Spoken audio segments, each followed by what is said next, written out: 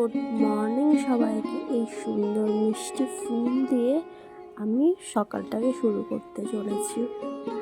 আর এই শীতের রোদ আর ফুল, এটা তো খুবই ভালো লাগে সবাই না। আর দেখো দেখো তার মধ্যে আমার এই ডগিটা চলে এসছে, ওটা ওর বেবি।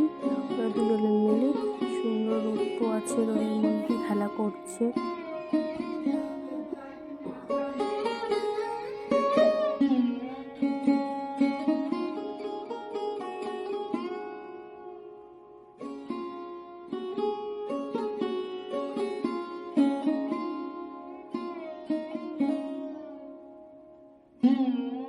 তো এরই মধ্যে আমি আমার সকালের ব্রেকফাস্ট নিয়ে চলে এলাম।